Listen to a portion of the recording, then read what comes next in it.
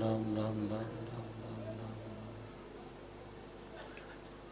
महापुरुषों ने भक्तिवाद का अद्भुत प्रसाद बख्शीश किया है। प्रथम श्रवण भक्ति नीव मंदिर जिम जानो,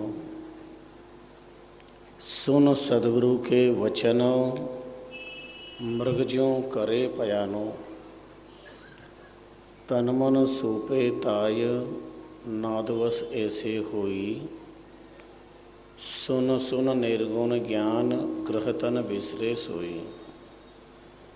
राम जन्म या विधि सुने परम गुरु को ज्ञान, श्रृंगार शब्द नहीं चित धरे श्रवण भक्ति यह जान।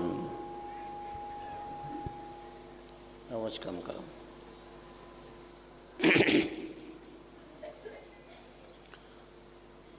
विराट विश्वात्मा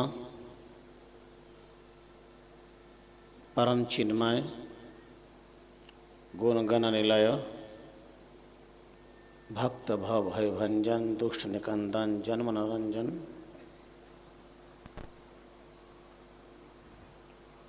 सर्वाधार सर्वनियंता सर्वेश्वर, सत्यमनंतम ब्रह्म विश्वात्मा राम के पाद पद्मों में अनंत बार प्रणाम करते हैं।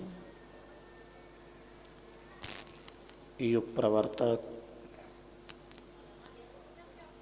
तत्वमसीहा भक्ति भागीरथी के सफल कुशल प्रवाहक, भक्ति अवतार ब्रह्मदेश संवैया धर्रामचरण जी नाम श्री महाराज के मंगलमय प्रणम्य पाद पद्मों में प्रणिपात करते हैं।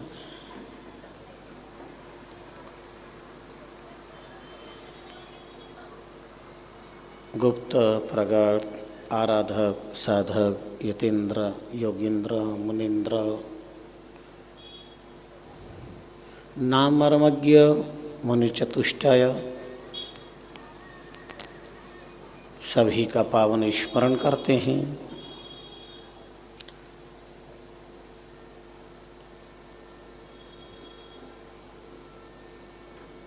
नाम सिद्ध भक्ति प्रसिद्ध धरा के कण कण को वंदन करते हैं। राम रस रसिक पावन संतजन, भगवत चरणानुरागी ज्ञान पिपासु मुमुक्षुजनों, ममता वात्सल्यमय मातृशक्तियों,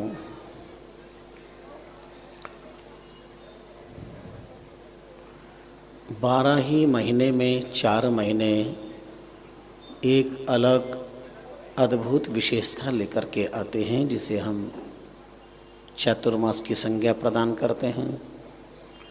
इसमें मासत्रय 3 महीने जो निरंतर सतत आषाढ़ शुक्ला एकादशी से आश्विन शुक्ला एकादशी तक अंतर्राष्ट्रीय रामष्टी संप्रदाय की परंपरा के अनुसार भक्ति भगीरथी ज्ञान गंगा का प्रवाह प्रभावित रहता है। माहिल्या की धरती को यह सुखद संयोग बना और इस पवित्र तीर्थ भूमि पर महापुरुषों के अनुभवात्मक प्रसाद प्रदान करने का वितरण करने का सुनहरा अवसर प्राप्त हुआ। इसमें भी सावन का महीना चल रहा है, श्रावण मास, और श्रावण मास में भी 8 से 10 दिन तक आपको कुछ अलग, ये तो पूरा ही चातुर्मास भक्ति काल है, पर सावन विशेष भक्ति काल है।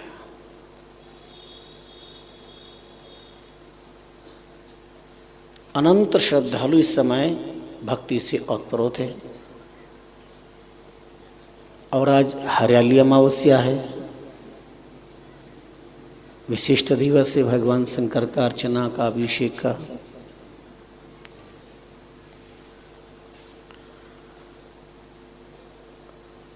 आज से 10 दिन तक क्रमशः भक्ति का प्रसाद मिलेगा।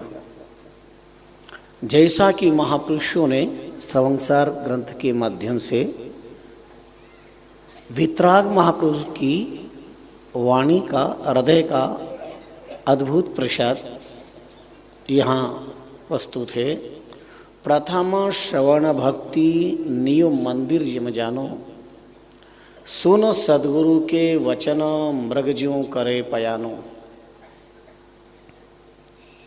वेद पुराण सनातन ग्रंथों में नवद्दा भक्ति का उल्लेख प्राप्त होता है।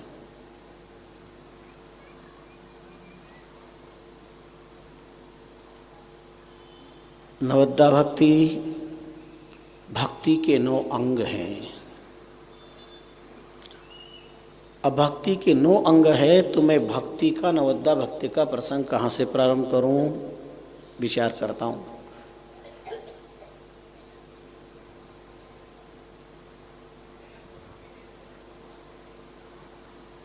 एक महात्मा चौराहे पर ऐसे लोगों के बीच जाके बैठ के कुछ पा रहे थे जो समाज की दृष्टि से गिरे हुए थे, विचारों से, संस्कार से, व्यवहार से,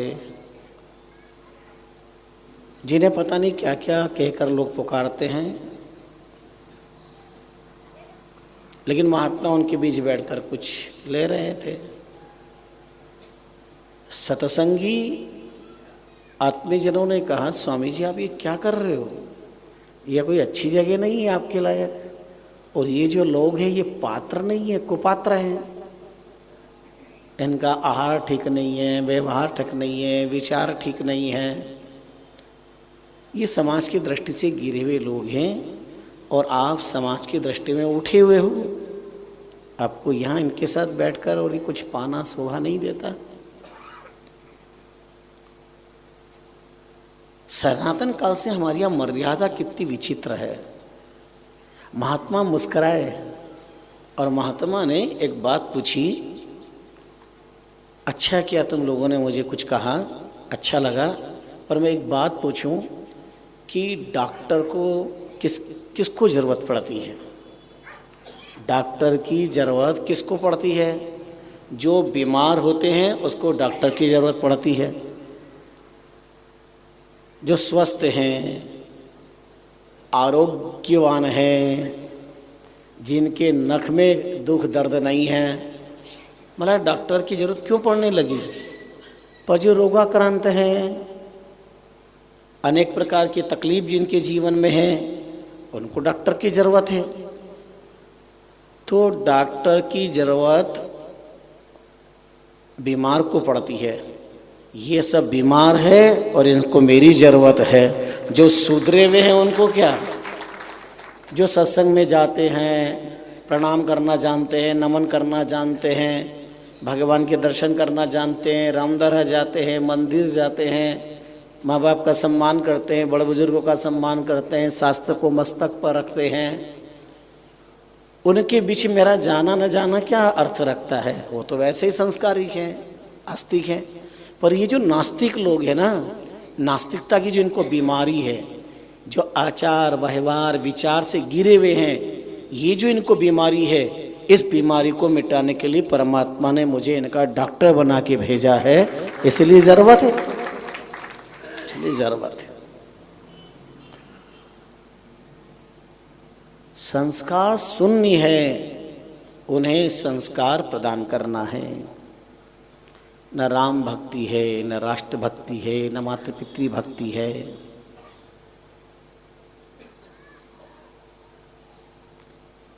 भारत की भूमि के कण कण में भक्ति विद्यमान है।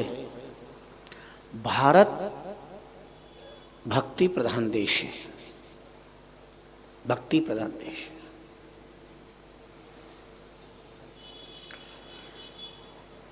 भक्ति के कई रूप हैं। आस्था, निष्ठा, लगन, विश्वास, दृढ़ता से जो व्यक्ति जो काम करता है वो भक्ति कहलाती है।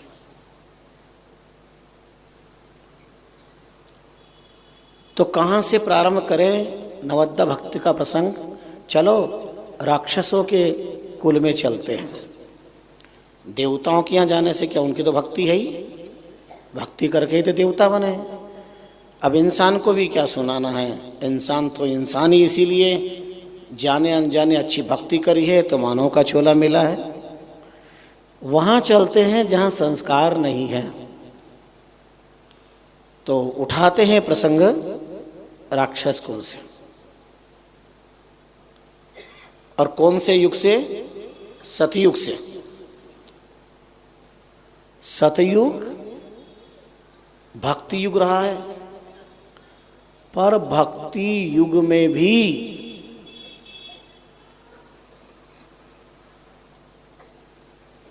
भोग युग दिखाई दे रहा था, जिस युग में ध्यान की प्रधानता थी।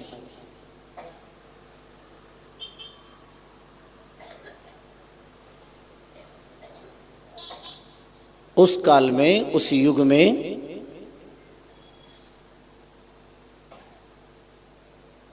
भोग की प्रधानता, भोग की प्रधानता जिसकी होती है उसके जीवन में न भक्ति प्रधान है, न भगवान प्रधान है, न भाग्य प्रधान है।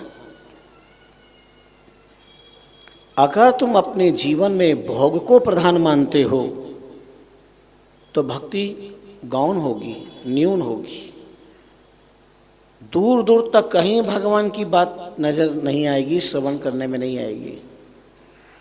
और जिसकी जीवन में भक्ति की प्रधानता है, दूर दूर तक भोग नजर नहीं आएंगे, क्योंकि भक्ति की विलक्षणता है खान पान पे रुचि रहे थोड़ी, मार्ग रुकियो जाए का वोरी। वोरी कहते हैं पागलपन, बावरा होना।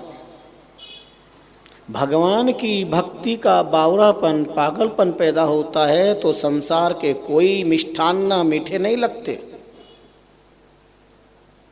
कोई श्रृंगार प्रिय नहीं होता, वस्त्र प्रिय नहीं होता, अपितु संसार सत्ता शक्ति संपत्ति श्रृंगार भोग प्रदान करने वाला परमात्मा प्रिय होता है, ईश्वर प्रिय होता है, भगवान प्रिय होते हैं।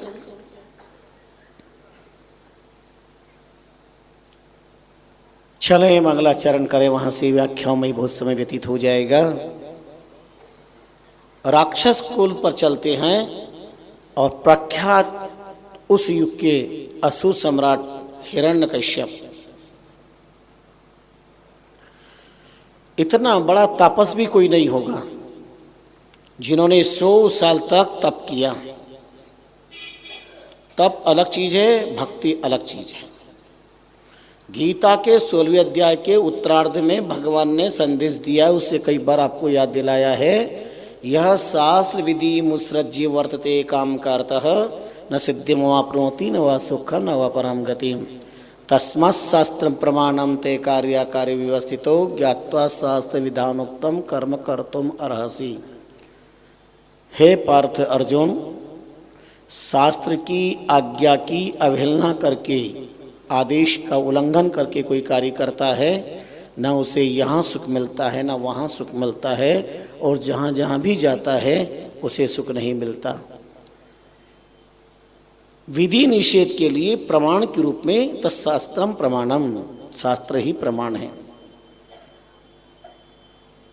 परिवार समाज राष्ट्र में संघर्ष किस बात का है? स्वयं प्रमाण। मैं कहता हूँ वह करो तो कलह पैदा होता है, मैं क्यों जो होना चाहिए। यह स्वतंत्रतावाद नहीं है, यह स्वच्छंदतावाद है। मैं होता कौन हूँ, हो ही जाए, मैं कौन हूँ। मेरे वेद भगवान क्या कहते हैं, भगवत शास्त्र क्या कहते हैं, महापुरुष महात्मा क्या फरमाते, वह करना है। मैं कहूँ वो नहीं करना। मेरा यह अहंकार तो कुछ भी कह सकता है। मैं कहूँ वो होना चाहिए, ये पतन का मार्ग। वो कहे वो होना चाहिए, ये उत्थान का मार्ग। मैं कहूँ वो नहीं, वो कहे। अब उन्होंने, वो है ना परमात्मा, परमात्मा ने वेदों के माध्यम से, शास्त्रों के माध्यम से, महापुरुषों की वाणी के माध्यम से जो कहा, वो साधक उस पथ का पथिक बन गया, आए संघर्ष लाखों, लेकिन सबका शमन हो जाता है।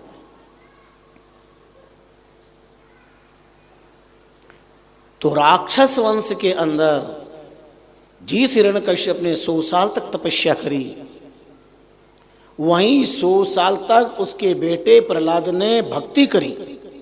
ध्यान देना, 100 साल तक तपस्या करी हिरण्यकश्यप ने, और कयादु के गर्भ के अंदर प्रहलाद ने 100 साल तक भजन किया। विश्व के किसी राष्ट्र के किसी कोने में ऐसा समझवल चरित्र हो तो बताना हमें। I am student of life. हम जीवन पर्यंत विद्यार्थी हैं कुछ पाने के लिए,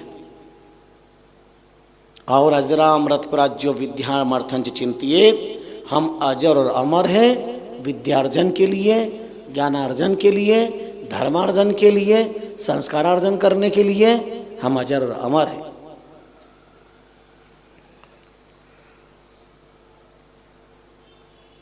तप करने वाला भक्ति करने वाले से पूछता है, तप करने वाला बाप है, भक्ति करने वाला बेटा है, बाप बेटे से पूछता है, बेटे पढ़ने जा रहे हो? बोले हाँ। कुछ होमवर्क देते हैं टीचर अध्यापक? बोले हाँ। तुम याद कर लेते हो, होमवर्क करते हो? बोले बिल्कुल पिताजी। कुछ याद किया? बोले किया। बोले क्या याद किया है? श्रवणम कीर्तनम विष्णुर स्मरणम पाद सेवनम अर्चनम वंदनम दास्य सख्यमात्म निवेदनम। एक तापस पिता को एक भक्त बेटा नवद्दा भक्ति का ज्ञान दे रहे, नवद्दा भक्ति का तत्व ज्ञान एक भक्त बेटा दे रहा है तापस पिता को। जिस पिता ने 100 साल के तप के फल के रूप में साम्राज्य प्राप्त तो किया, अपनी बुद्धि से सारे देवताओं को बंधन में कर लिया, और यहां तक कि भगवान को भी मुट्ठी में बंद कर लिया। अब आप कहेंगे तप और भक्ति में क्या अंतर है? तो 17वें अध्याय के मंगलाचरण में अर्जुन ने प्रश्न किया, 16वें अध्याय के उत्तरार्ध में भगवान ने निषेध किया, और मंगलाचरण में विधि की बात करते हैं। यह शास्त्र विधि उत्सर्ज्य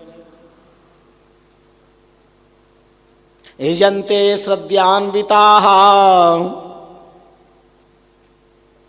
शास्त्र की आज्ञा की अवहेलना करके अगर कोई अध्यात्म कार्य करते हैं, तेषां निष्ठा तो का कृष्ण सप्तमा हो रजस्तमः, उनके बारे में हे योगेश्वर कृष्ण आप क्या फरमाना चाहते हैं? तब भगवान ने कहा, त्रिविधा भवति श्रद्धा देहि नाम सा स्वभावजा, सात्विकी राजसी देवताम से चेतिताम शृणु। यजन्ते सात्विका देवान यक्ष रक्षांसी राजसहा प्रेतान भूतगण अन्य जयन्ते तामसा जना। तब भगवान 3 भेद बताते हैं इस भक्ति में, तप में, एक सात्विक, राजसी और तामसी। सत्वान रूपा श्रद्धा से सद्योयो, ये सब श्रद्धानुसार फल प्राप्त होता है। आज्ञा नहीं है फिर भी, अब हमारे इतिहास में तो ऐसे है, आज्ञा नहीं थी, अपात्र ने तपस्या करी तो बरसात नहीं हुई। इतिहास के पन्ने उठा के देखो, धर्मशास्त्रों के पृष्ठों को बदलो, आंखें गड़ाओ। त्रेता युग में राम राज्य में बरसात नहीं हो रही है, पता चला जिसे अधिकार नहीं है वो तपस्या कर रहे हैं। क्या माना जाए इसे? पात्रता नहीं है, अपात्र है और तप कर रहे हैं, बरसात नहीं हो रही है।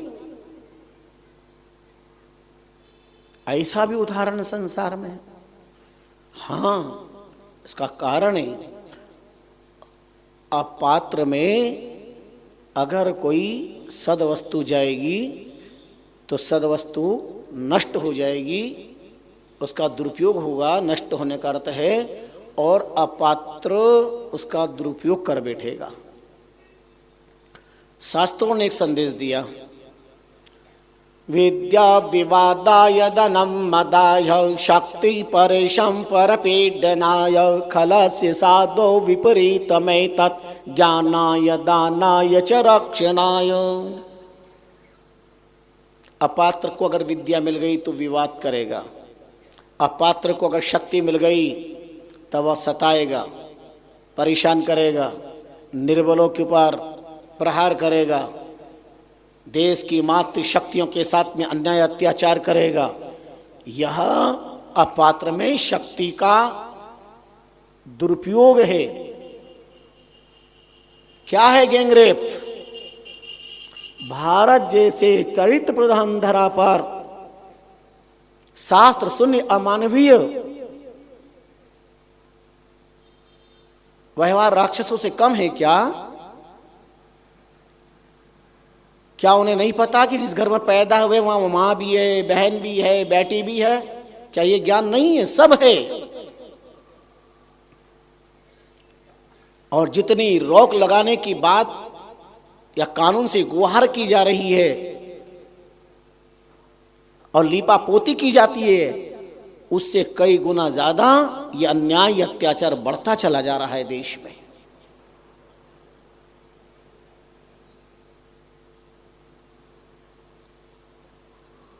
बहुत गंभीर चिंतन और कष्टप्रद ये बात है। अपात्र में शक्ति आई है, अपात्र के पास अर्थ आएगा, वो दुरुपयोग करेगा। साल में एक दिन लक्ष्मी की पूजा करके दीपावली मनाते हो और जिंदगी भर जो संपत्ति मिली उसे दिवाला निकालने की बात करते हो।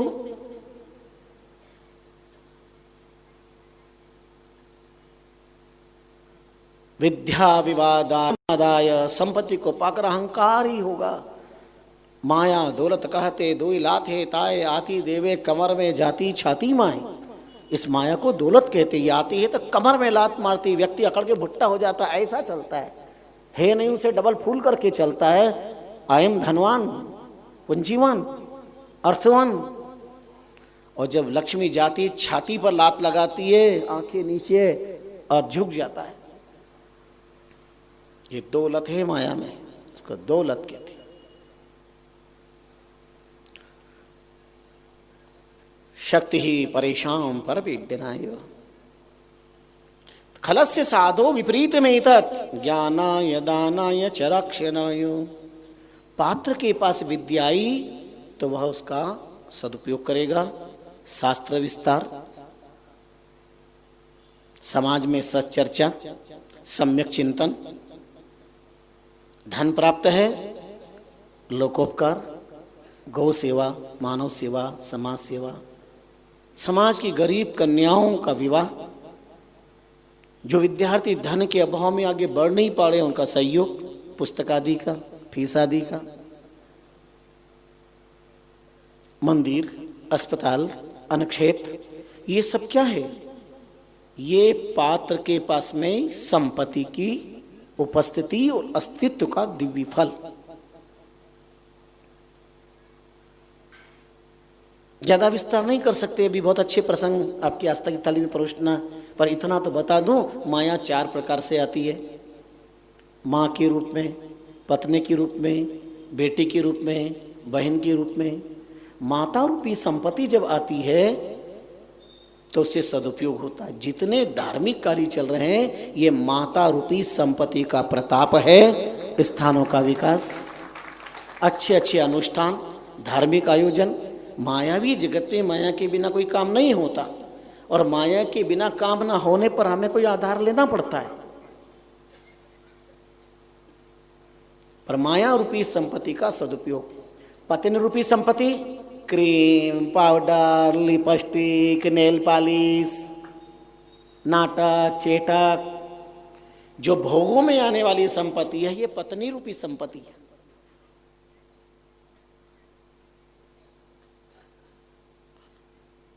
बहन और बेटी रूपी संपत्ति, जो बेटी का दाम ले तो जग में फिट फिट हो। अब स्वामी जी तो इतने विरक्त थे, पर सांसारिक गृहस्थ धर्म का अद्भुत चिंतन दिया है। बहन और बेटी की संपत्ति पर हमारा कोई अधिकार नहीं होता। बहन बेटी राखी पर, दिवाली पर, अच्छे त्योहार पर्व पर आती है, इस संपत्ति का यही उपयोग है। अस्तु, तो कहने का अभिप्राय है कोई भी अच्छी वस्तु अपात्र में जाएगी तो दुरुपयोग होगा।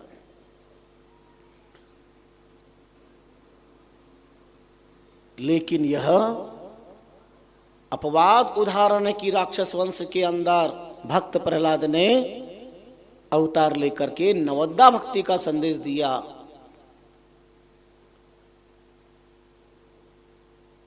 असुर सम्राट के यहां पर ऐसा भक्त पैदा हुआ जो पिता के माध्यम से सारे जगत को भगवान प्रहलाद के द्वारा पिता को निमित्त बनाकर नवद्दा भक्ति का संदेश दिला रहे हैं। तो आज हम इतना नामस्मरण मात्र ही करवा पाएंगे कि 9 प्रकार की भक्ति है, और भक्त का हृदय बता सकता है भक्ति क्या है। इसलिए राक्षस कुल में उत्पन्न शरीर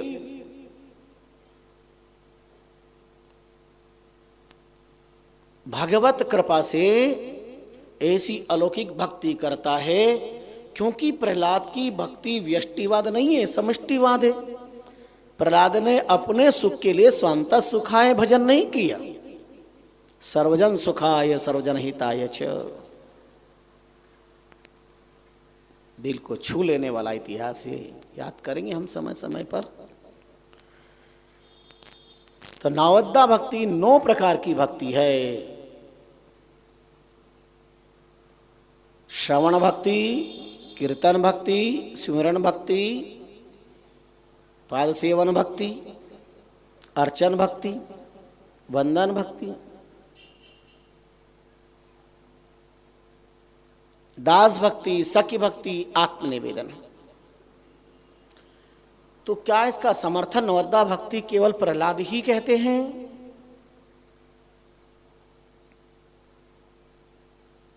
और भी प्रमाण मिलते हैं। प्रथम नवद्दा भक्ति नव अंगता कागी कहीजे, श्रवण कीर्तन सुमिरन पाद सेवन लीजे, अर्चन वंदन करे करे विधि दास विचारी, सखा समरीत प्रीत नैवेद्य सुभारी। नव अंग नवदा भक्ति के परवर्ती निर्वर्ती भेद, परवर्ती पाखंड रूप है, निर्वर्ती भाके वेद। निर्वर्तीवाद के लिए वैदों ने हस्ताक्षर किए हैं, शास्त्रों ने सम्मति प्रदान की है।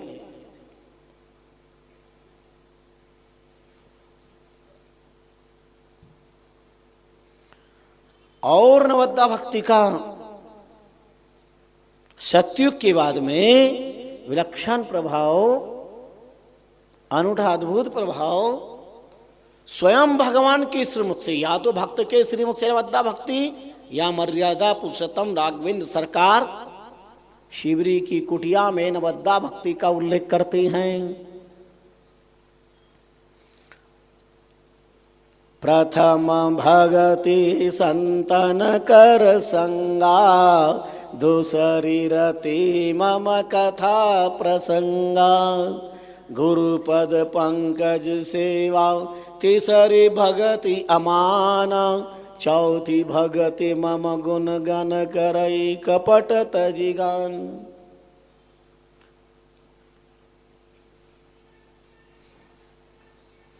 नवद्दा भक्ति का उल्लेख किया है।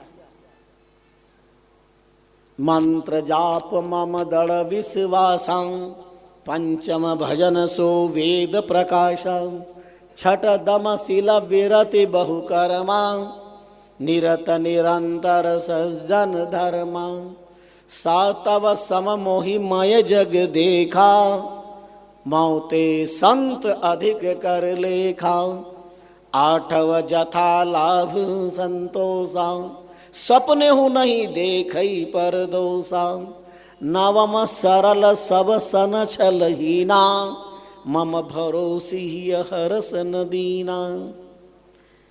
स्वयं राघवेंद्र सरकार के अंतकरण से मर्यादा पुरुषोत्तम राघवेंद्र सरकार नवद्दा भक्ति का अद्भुत वर्णन करते हैं।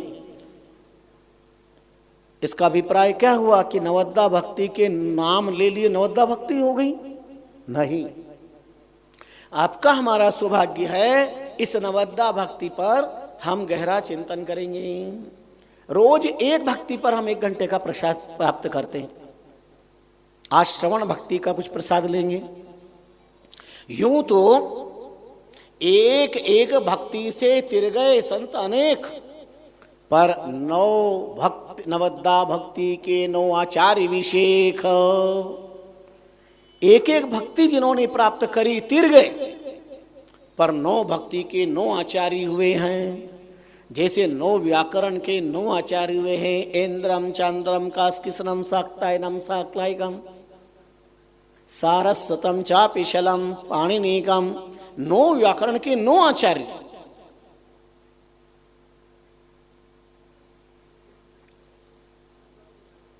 नौ तत्वों के 9 विशिष्ट ज्ञानी विज्ञानी कहां पर आए थे?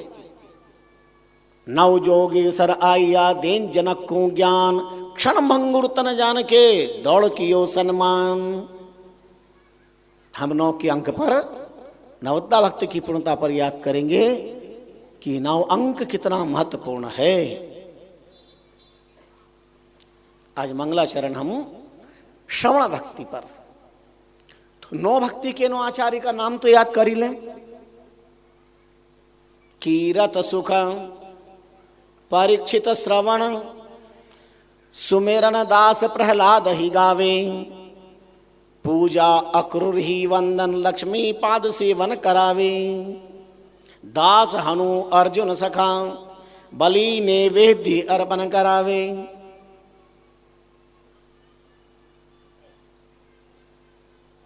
जी 9 आचार्य हुए। राम लोचना यूं नंग नवदा भक्ति के 10दा राम ही राम गावी। बड़े नाम लिहारी महात्मा हुए राम लोचन जी। उन्होंने कहा राम लोचन यूं 9 अंग नवदा भक्ति के 10दा राम ही राम गावे।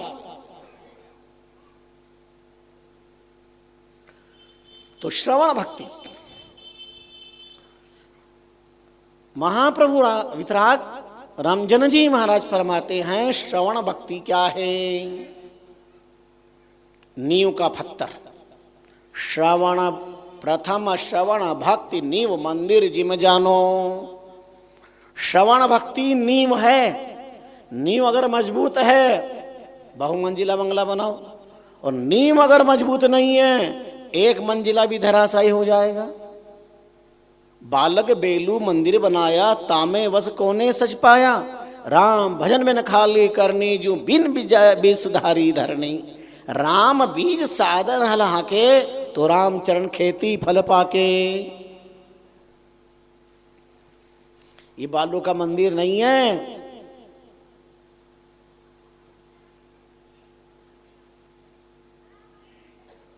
निर्भय सोही इमारतिया,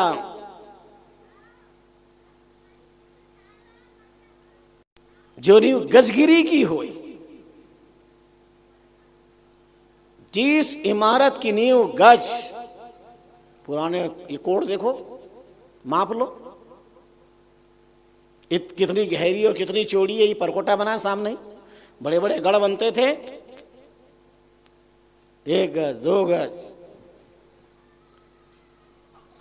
एक तो छोटी सी दीवार हो 1 ईंट की, 1 2 ईंट की, 1 गज की।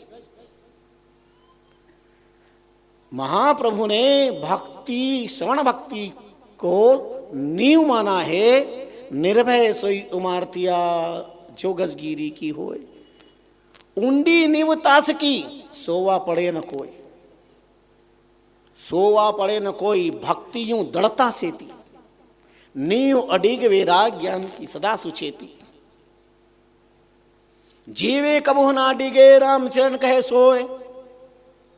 निर्भय सोई इमारतिया जो गजगिरी की हो। महाप्रभु रामचंद्र जी महाराज ने 250 वर्ष पूर्व श्रवण भक्ति के नींववाद पर गहरा चिंतन दिया। नींव मजबूत होनी चाहिए, यानी भक्ति बचपन से होनी चाहिए।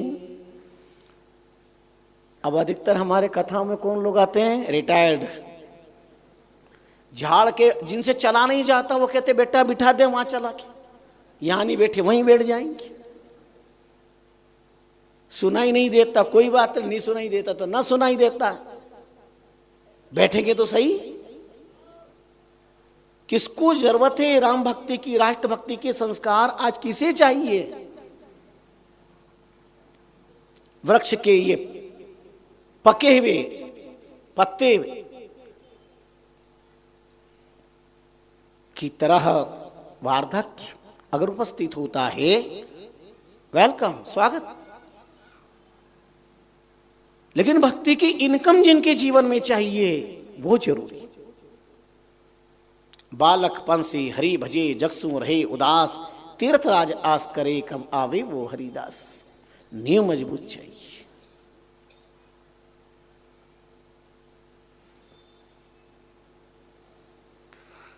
और नींव मजबूती का अर्थ होता है कि भक्ति के जगत में वैराग और ज्ञान मजबूत होना चाहिए। वैराग और ज्ञान मजबूत होना चाहिए। श्रवण भक्ति से भक्ति का शुभारंभ होता है। स्वामी जी ने वर्णन किया, सुन सुन वे सज्जन बात कहूं तेरे काज की आज विचारिये जी। कालभूत को कोटे तन्न बनियो बता सकूं कहाँ संवारिये जी। सतसंग कुसोद सो जान प्यारे रसना सो राम उचारिये जी। जन राम चरण मरण न मिटे गुरु ज्ञान हृदय मद धारिये जी। जो गुरुदेव के ज्ञान को श्रवण करते हैं, 2 बार का। अच्छा, आपके घर में भी देखो श्रवण भक्ति कैसी होती। ये देवियां पति का नाम नहीं लेती हैं, पर कैसे बुलाती है? श्रवण भक्ति से। सुनो सुनो जी सुनो। अरे सुना कि नहीं सुना? और पति भी पत्नी को बुलाता है, अरे सुना सुनो जी। ये सुनो क्या नाम है क्या? घर में श्रवण भक्ति से प्रारंभ है बातचीत, नाम नहीं लेते। सुनो कह करके बोला, सुना कि नहीं सुना? और जैसे कहते सुनो जी, बोले हाँ बोलो जी, आ रहा हूं, क्या बात है बोलो। श्रवण ये मजबूत होना चाहिए। श्रवण भक्ति का मतलब है नींव है। आज 2 चीज की कमजोरी परिवार को बिखर रही है। परिवार क्यों टूट रहा है, क्यों बिखर रहा है? 2 चीज की कमजोरी से, एक सुनना और एक सहना। पिता एक बात सुनाता है तो बेटा 10 बात सुनाता है, वो सहन नहीं कर पाता। सास एक बात सुनाती है तो बहू 10 बात सुनाती है। इंदौर में नहीं, अभी 15 दिन हुए हैं।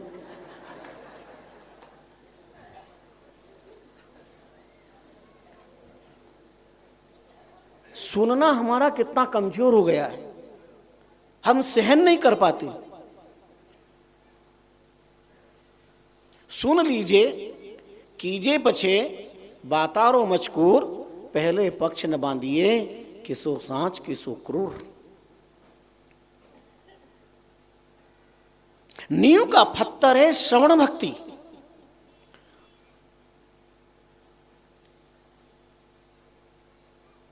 आप यहां क्यों आए हो? सुनने आए हो? क्यों तुम्हारे घर में कमी है क्या सुनाने वालों की? या हमारी छाती पे मूंग डालने आए हो, या सुनने आए हो? सुधार लो इस बात को। आपके घर में सुनाने वालों की कमी नहीं है। रेडियो है, टीवी है, टेप रिकॉर्ड है, खूब सुनो। फिर कभी बच्चे सुनाते हैं, कभी बच्चों के बाप सुनाते हैं, अड़ोसी सुनाते हैं, पड़ोसी सुनाते हैं। और बच्चों की माँ जब सुनाना शुरू करती है, बाप रे बाप, वो टेप रिकॉर्ड का बटन भगवान के हाथ में होता है। ऐसी डिक्शनरियाँ होती हैं इनकी, इनके शब्दकोश ही अलग होते हैं माता बहनों के। इन शक्तियों के शब्दकोश ही अलग होते हैं। ऐसे चुन चुन के सुनाते कि पूछो मत। तो घर में कोई सुनाने की कमी है क्या? कौन पीछे रहता सुनाने में? मैं को छोटे बाप का मैं क्यों सुनूं उसकी? अरे तुम्हारे बाप भी बदल गए, एक बाप की औलाद हो, एक बाप की संतान हो, मैं क्यों सुनूं? मैं कोई छोटे बाप का हूं क्या? अच्छा, छोटे बाप के और बड़े बाप के दो हो गए। सुनना हमारा कमजोर हो गया, और सुनना कमजोर हो जाए या सुनने में विकृति हो जाए तो अर्थ का अनर्थ हो जाता है। सब्जी मंडी में मित्र मिला, पर उसका जो मित्र था बधिर था, बहरा था। दो प्रकार के बधिर होते हैं, एक बधिर, एक वज्र बधिर।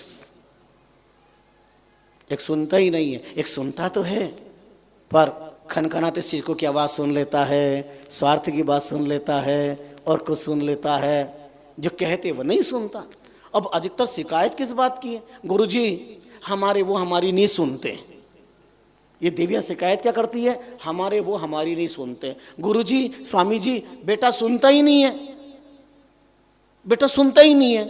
अब इसका अर्थ ये नहीं कि नहीं सुनता। मैंने कहा नहीं सुनता है। मैंने बोला क्यों भाई, क्या हालचाल है? बोले अच्छा हूं गुरुजी। ये सुन तो रहा। बोले बेटा सुनता ही नहीं है। दोनों कर्णेंद्रियां मजबूत है, सुन रहा है तुम्हारा बेटा। नहीं सुनने का मतलब क्या हुआ? पर यहां सुनने का अर्थ है कि मानता नहीं है। हम जो बहरा नहीं है, पर नहीं सुनने का बदनाम कौन हुआ? कर्णेंद्री। बेचारी कर्णेंद्री तो इतनी सीधी सादी, जो बोलो सब सुन लेती है, स्तुति भी सुनती है, गालियां भी सुनती है, अच्छी भी सुनती है, बुराई भी। कभी कर्णेंद्री ने मना किया क्या?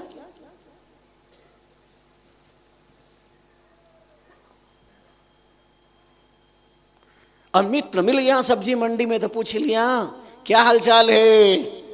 वो बहरा था, सुनता नहीं था। बोले सब्जी खरीद रहा हूं। ध्यान देना, श्रवणेंद्र की कमजोरी से कितना अनर्थ होता है। बोले क्या हालचाल है? बोले सब्जी खरीद रहा हूं। अनुमान लगा गया, यही पूछ रहा क्या कर रहे हो? अनुमान लगा लिया। बोले सब्जी खरीद रहा हूं। बोले बाल बच्चे मजे में हैं? बोले बदार के बगार के खाऊंगा। अब बच्चों को कोई बदार के बगार के खाता है क्या? लेकिन श्रवणेंद्र की कमजोरी से विकृति ने क्या रूप ले लिया। अब कई बार हम बोलते क्या है, सामने वाला सुनता कुछ और है।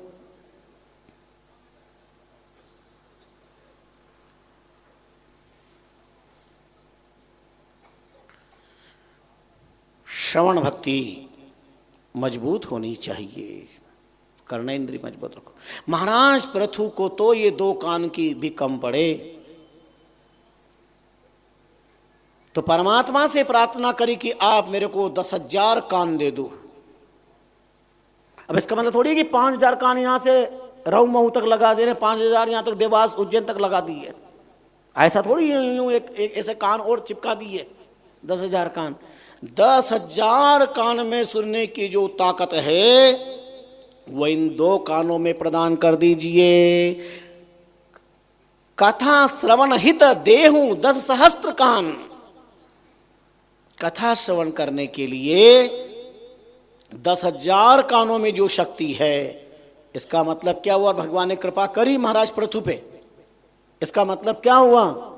जो आजकल विज्ञान ने मशीनें दी है ना, जो सुनते नहीं तो मशीन लगा लेते हैं, इतने वर्ष पहले महाराज पृथु ने उस मशीन को तैयार करवा लिया।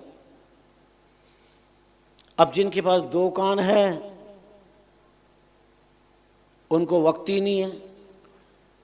दुकान की तो बड़ी चिंता है, दुकान की बड़ी चिंता है, पर ये 2 कान की चिंता नहीं है। इनकी सफलता किससे? दुकान से मोह है। दुकान समझ गए ना, दुकान से मोह है, पर 2 कान से नहीं। एक ने कहा महाराज पहले ये रामदारा खूब आते थे, आजकल कम आते हैं। और कई लोग कहते पहले महाराज हम बहुत आते थे, आजकल कम आते हैं। बात बहुत सीधी सी है, आजकल कम आते हैं इसलिए कम आते हैं, कमाते हैं इसलिए कम आते हैं। तो दुकान, ये 2 कान का अगर सदुपयोग हो गया, इन 2 कानों की अगर चिंता लग गई, 2 कानों को अगर सुधार लिया, तो दुकान का अपने आप सुधर जाएगा, कोई चिंता की बात नहीं।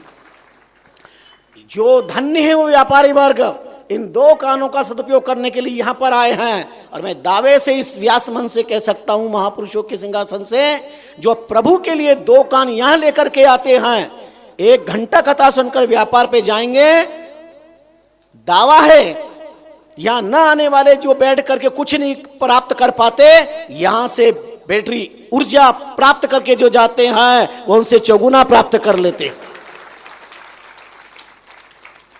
तुम परमात्मा के यहां पर आओगे तो परमात्मा तुम्हारे यहां नहीं आएगा। तुम परमात्मा के यहां के सुन रहे हो तो वो तुम्हारी नहीं सुनेगा। अब तो सुनते रहते हो ना, लोग गुनगुनाते रहते हैं, तुम मेरी सुनो, वो तुम्हारी सुनेगा। तुम 1 पैसा दोगे, नहीं कोई नुकसान है क्या? श्रवण भक्ति में नुकसान है क्या? किसी के सुनने में नुकसान है क्या? तुम मेरी सुनो, वो तुम्हारी सुनेगा। गलत तो नहीं बोल रहा है। तुम 1 दोगे, वो 10 लाख देगा। अब तुम कर क्या रहे हो? 1 के 10 ही तो करना चाहते हो। वो तो कहता मेरी सुन लो, इसमें ही हो जाएगा, मेरी सुन लो, इसमें ही हो जाएगा। यानी सत्कामना ही तो कर रहा है, सद्भावना ही तो प्रदान कर रहा है। आइए सुन करके जरा। और श्रवण भक्ति का उदाहरण तो श्रवण, परीक्षित श्रवण। असारे संसारे विषय विषसंगाकुल धियः क्षणार्धं क्षेमार्धं पिबत सुख गाथा तुलसुधम् किमर्थं व्यर्थं वा व्रजत कुपते कुतसित कते परीक्षित साक्षी या श्रवणवत मोक्त योक्ति कथने। परीक्षित स्वयं इस बात के प्रमाण पत्र है।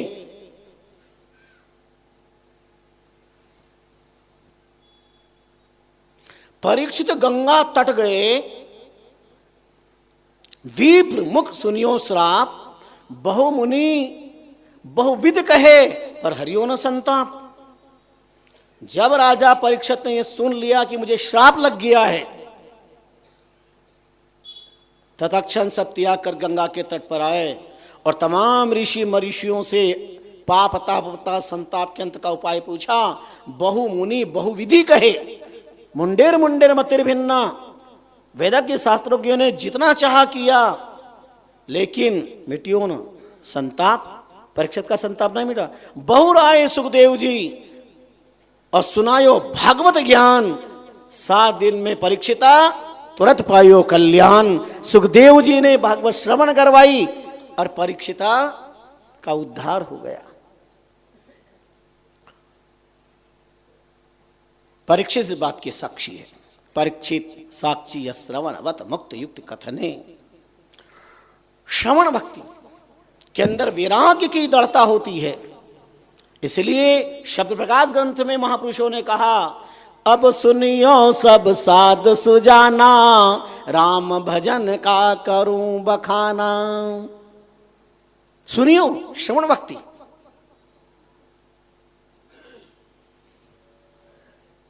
जिन हरि कथा सुने नहीं काना, श्रवण रन रही भवन समाना।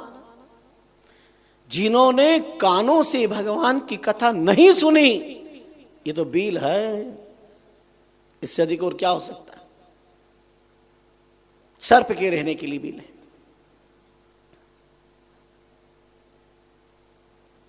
वेद भगवान कहते, श्रुत्वा विजानाति धर्मम श्रुत्वा त्यजति दुर्मतिम श्रुत्वा मापनोति ज्ञानम श्रुत्वा मोक्षमाप्नुयात्। भगवती ऋचा कहती है, वैद भगवान कहते हैं। सुनने से व्यक्ति धर्म को जानता है। आप सब कैसे आए हो? सुन करके तो आए हो। चलो चौमासा चौमासा। जैसे ही पंचमी में जहां जिस गांव में, यहां तो हर साल कुंवारी के 56 वर, कुंवारी के 56 वर कहावत है। हर साल कई गांवों की प्रार्थना चातुर्मास की आती है और सब पूरी ताकत के साथ प्रार्थना करते हैं। लेकिन जैसे ही पंचमी के दिन चातुर्मास की घोषणा होती है और घोषणा सुनते हैं, और जिस गांव की घोषणा होती है वो सब धन्य हो जाते हैं। और सारी दुनिया में, भाई अब की बार सुना, अब की बार चातुर्मास इंदौर में सुना, अब की बार चातुर्मास इंदौर छतरीबाग में, सारी दुनिया में श्रवण करके विशाल जन से आप श्रवण करके आया, आप श्रवण करने आयो और यहां से जाकर के फिर आप श्रवण करा देते हो। कहाँ गए थे? सत्संग में गए थे, आज ये कथा मिली, सुनो, इतने ज्ञान की बात मिली, संस्कार की बात मिली। बच्चों का धर्म क्या है, युवाओं का धर्म क्या है, माताओं पिताओं का धर्म क्या है, समाज धर्म क्या है, राष्ट्र धर्म क्या है। अरे भीष्म पितामह अंत में पांडु को राज धर्मान, ग्रह धर्मान, अनंत धर्मों की व्याख्या सुनाते हैं अंत में। और क्या प्रारंभ करें, इतना प्यारा चारु चरित्र है। भक्ति का जब प्रसंग चलता है तो पहले दिन आपने श्रवण किया था, भक्ति भाई करतार जोग तब रीझे नाही, सुन संता की सा खोज एकादश माई, तब दुर्वासा नाई भक्ति नरपति जस दीनो, शिवरी को सन्मान ऋषि में प्रगट कीनो, रामचरण करिए नहीं करने को अहंकार, राम राम रट लीजिए तज पापा का भार, शिवरी को सम्मान ऋषि में प्रगट कीनो। कितनी प्यारी कथा का जिक्र किया था महापुरुषों ने। आओ थोड़ा सा मंगलाचरण करते। कहां से मंगलाचरण करें? शिवरी ने सुना, किससे सुना? मां से सुना। क्या सुना? साबर तनया किरात कन्या मात्र 8 साल की नादान भोली भाली बालिका, 100 पशुओं को बांध के रखा था उनकी झोपड़ी में, पर्णकुटिया में 100 पशुओं को। वो पशु कातर दृष्टि से सबरी की तरफ निहार रहे थे। अकस्मात शबरी ने पूछ लिया, मां मां? बोले हाँ बेटा। बोले मां इतने सारे पशु क्यों बांध रखे? मां क्या जाने मेरे बोलने का क्या असर हो जाएगा इस लाडली कन्या पर, कलेजे की कोर इस कन्या पर, मासूम बच्ची के अंतस्थल पर क्या प्रभाव पड़ेगा, नहीं जान पा रही थी। माँ ने सारी बात बता दी, बेटा तेरा विवाह हो रहा है, कल बारात आएगी, दूल्हा आएगा, बाराती आएंगे, उनके स्वागत करने के लिए तेरे पिता ने इन पशुओं को बांध रखा, इनको मारकर इनके मांस से बारातियों का स्वागत होगा। माँ तो कह करके चली गई काम करने, लेकिन साबर तनया शिवरी के अंतस्थल पर कितना गहरा प्रभाव पड़ा। सुनने के बाद हृदय पर प्रभाव पड़ना चाहिए। सुना, मेरे विवाह में कल बारात आएगी, दूल्हा आएगा, इन पशुओं को मार करके मांस खंड तैयार करके इससे स्वागत होगा। मेरा विवाह, ये लगन, ये प्रणय, ऐसे विवाह में आग लगो विधाता। मेरे विवाह की खुशी में इतने जीवों की हत्या, ये कैसा विवाह, ये कैसी समाज की जाति प्रथा, ये कैसा जीवन। हे प्रभु, मां के गर्भ के अंदर में सड़ क्यों नहीं गई? पैदा होने के पहले मैं मर जाती। मेरे निमित्त में इतना बड़ा हिंसा का नग्न तांडव नृत्य।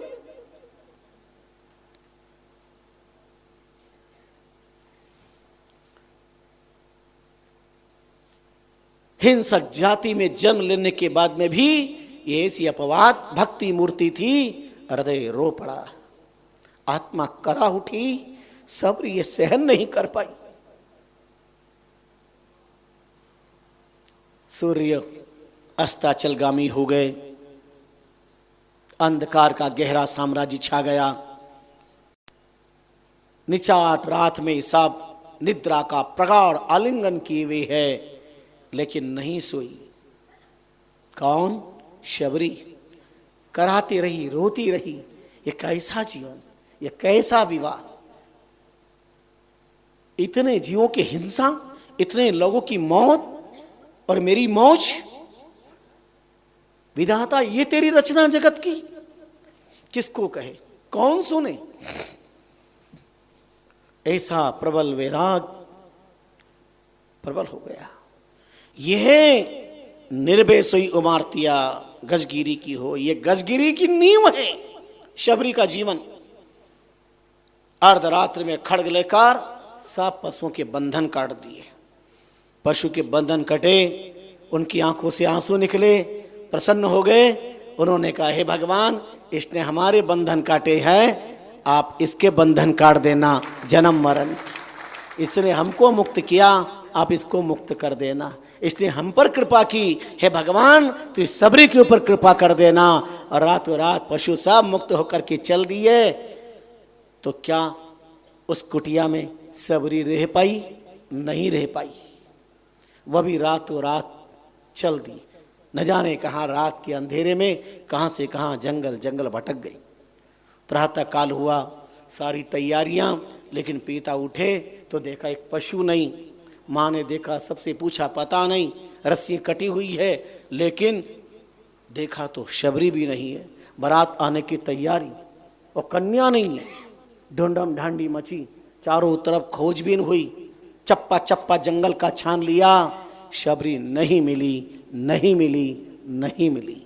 हताश, उदास, निराश, परिवार के पास कोई सहारा नहीं था। क्या करते?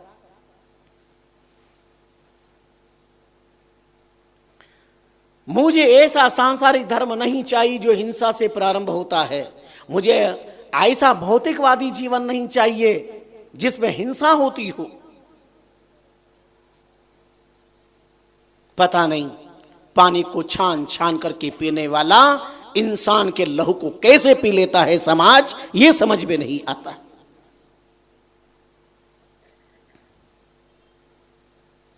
हम एक और अहिंसा परमो धर्म का उद्घोष करते हैं, और सबसे ज्यादा हिंसाएं किसमें होती है? बहुत ठंडे दिमाग से विचार करना। दया विहुना मानवी जाका मुड्डन लख, स्वामी जी ने फरमाया। कहां शिवरी? कौन है ये शिवरी? एक झलक प्राप्त समय में इतना ही पर्याप्त होगा। और सबसे बढ़िया सूत्र है जीवन का, अगर जीवन सुखी बनाना चाहते हो तो जो प्राप्त है वो पर्याप्त है। एक बात याद रखना, जो प्राप्त है पर्याप्त, संतोष।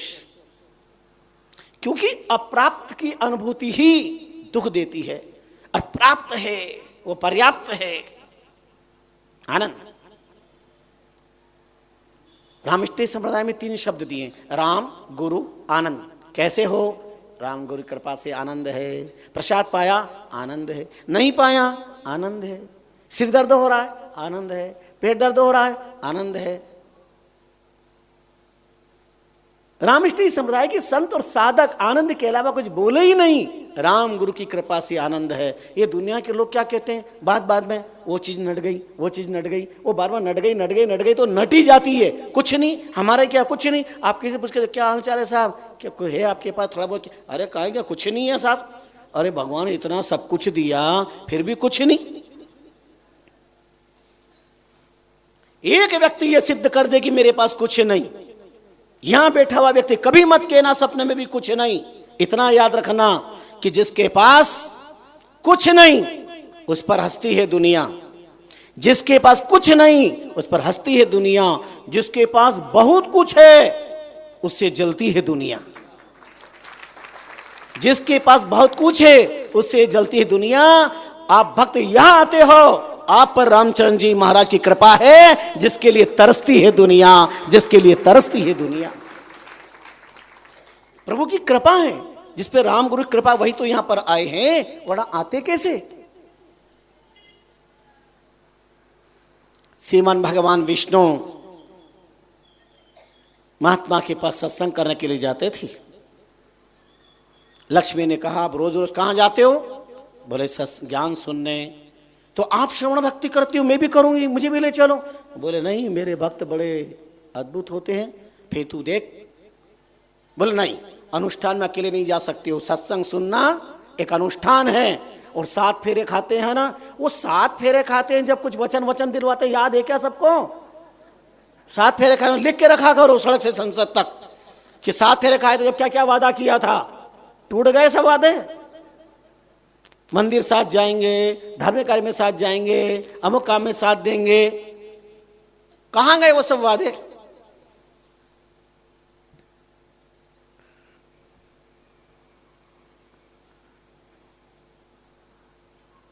चल अब क्या सुनाऊं, पर तीसरी बात बता दूं, लक्ष्मी को भगवान ले गए।